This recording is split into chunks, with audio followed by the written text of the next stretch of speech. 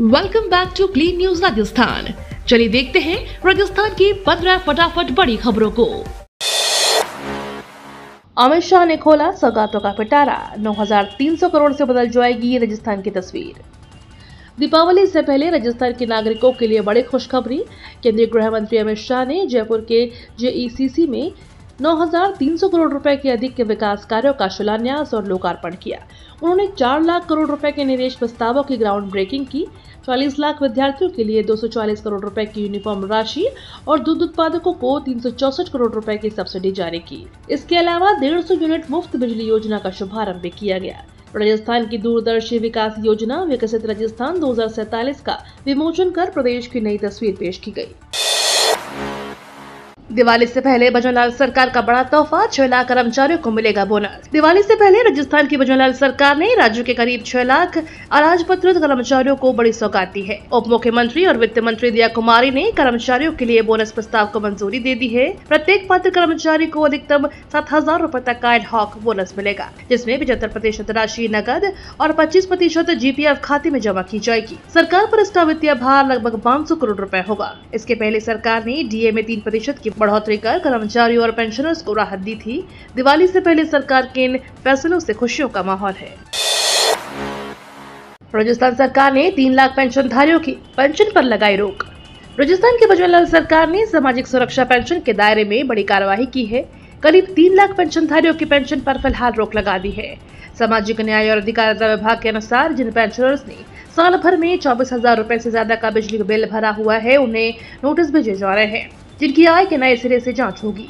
अगर जांच में आय 48,000 रूपए अधिक पाई गई तो पेंशन स्थायी रूप से बंद की जाएगी। विभाग ने सभी जिलों के कलेक्टरों को इसके लिए निर्देश जारी किए हैं। सरकार अब गलत तरीके से पेंशन पाने वालों से राशि वसूलने की तैयारी में है। अमित शाह का दीपावली संदेश, स्वदेशी सामान की खरीदारी करें, देश बनाएं आत्मनिर्भर। केंद्रीय गृह मंत्री अमित शाह ने जयपुर में राज्य स्तरीय प्रदर्शनी का उद्घाटन किया। उन्होंने देशवासियों और किसानों से दीपावली पर स्वदेशी उत्पादों को खरीद का आह्वान किया। शाह ने कहा कि मोदी सरकार ने लोक उपयोगी चीजों में जीएसटी में राहत दी है ताकि दीपावली सस्ती और शुभ हो। उन्होंने 140 करोड़ रुपए के ऋण लेने की अपील की कि हम उन्हें केवल उन्हीं चीजों का उपयोग करेंगे जो भारत में बनी है। किसानों से भी कहा कि दलहन उत्पादन बढ़ाएं और भारत सरकार समर्थन मूल्य पर खरीदेगी। अमित शाह ने विश्वास जताया कि स्वदेशी अपनाने से भारत वैश्विक उत्पादन केंद्र बन जाएगा। अंता सीट पर कांग्रेस का दांव तय, बीजेपी ने अभी नहीं खोला पत्ता। राजस्थान की अंता विधानसभा सीट पर उपचुनाव की अधिसूचना जारी होते ही सियासी हलचल तेज हो गई है। कांग्रेस ने अपने उम्मीदवार के रूप में प्रमोद जैन भाया को मैदान में उतारा है, जिन्होंने शुभ मुहूर्त में नामांकन दाखिल कर दिया। भाया 15 अक्टूबर को समर्थकों के साथ रैली निकालते हुए दोबारा पर्चा दाखिल करेंगे। वहीं बीजेपी ने अब तक अपने प्रत्याशी का नाम घोषित नहीं किया है, जिसमें राजनीतिक गलियारों में अटकलें तेज हैं। निर्वाचन अधिकारी के अनुसार नामांकन की अंतिम तिथि 21 अक्टूबर, जांच 23 अक्टूबर और नाम वापसी की आखिरी तिथि 27 अक्टूबर तय की गई है। मतदान 11 नवंबर को, परिणाम 14 नवंबर को आएंगे। राजस्थान में पहली बार शुरू होगा interstate tiger transfer project. Rajasthan के इतिहास में पहली बार इंटरस्टेट टाइगर ट्रांसफर प्रोजेक्ट की शुरुआत होने जा रही है। मध्य प्रदेश और महाराष्ट्र से बाघ बाघिनों को अब बूंदी के रामगढ़ और कोटा के मुकुंदरा टाइगर रिजर्व में बसाया जाएगा। खास बात यह है कि इन शेर दिलों की शिफ्टिंग वायुसेना के हेलीकॉप्टर से की जाएगी। नेशनल टाइगर कंजर्वेशन अथॉरिटी ने इस प्रोजेक्ट को सैद्धांतिक मंजूरी दे दी है।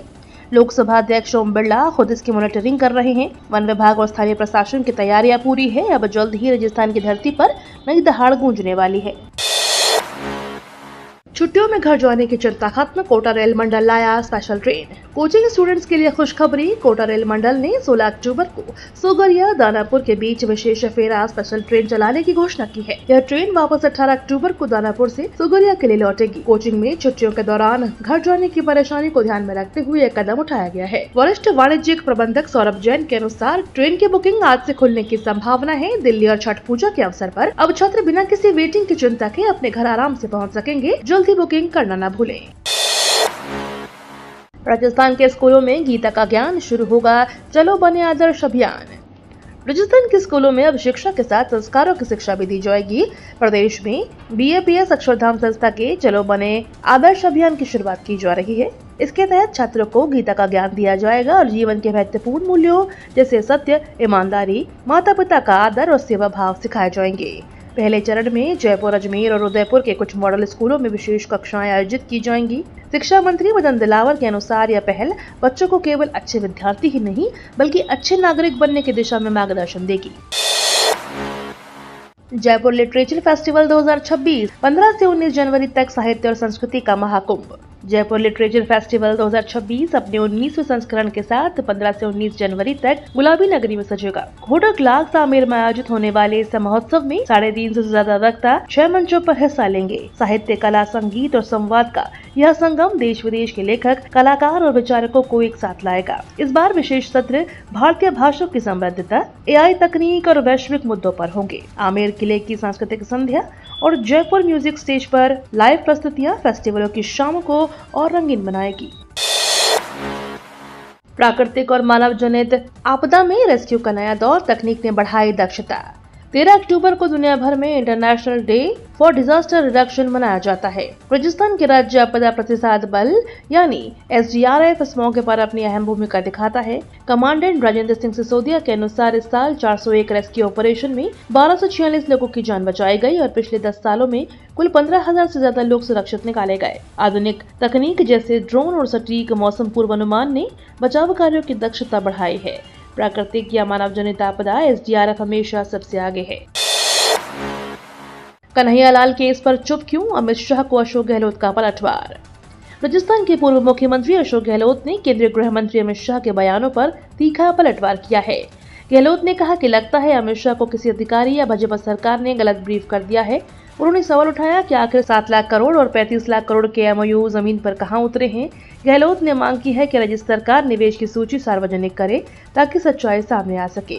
उन्होंने यह भी कहा कि अमित शाह ने अपने भाषण में कन्हैया लाल साहू के परिवार को न्याय दिलाने पर एक शब्द तक नहीं कहा, जिससे साफ होता है कि भाजपा इस मामले को लेकर गंभीर नहीं है। नेता प्रतिपक्ष बोले, राजस्थान की कानून व्यवस्था पर गृह मंत्री की चुप्पी निराशाजनक।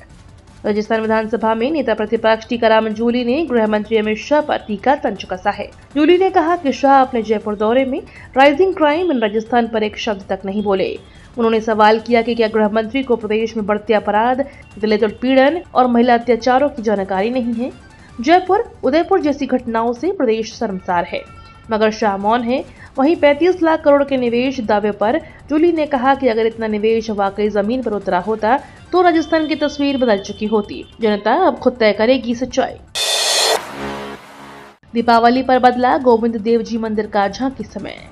दीपावली के शुभ अवसर पर जयपुर का प्रसिद्ध गोविंद देव जी मंदिर भव्य सजावट के साथ तैयार है। श्रद्धालुओं की बढ़ती भीड़ को देखते हुए मंदिर प्रशासन ने झांकी और दर्शन के समय में बदलाव किया है। यह नया शेड्यूल केवल 20 अक्टूबर दीपावली के दिन लागू रहेगा। इस दौरान भक्त पूरे दिन ठाकुर जी के विभिन्न स्वरूपों के दर्शन कर सकेंगे।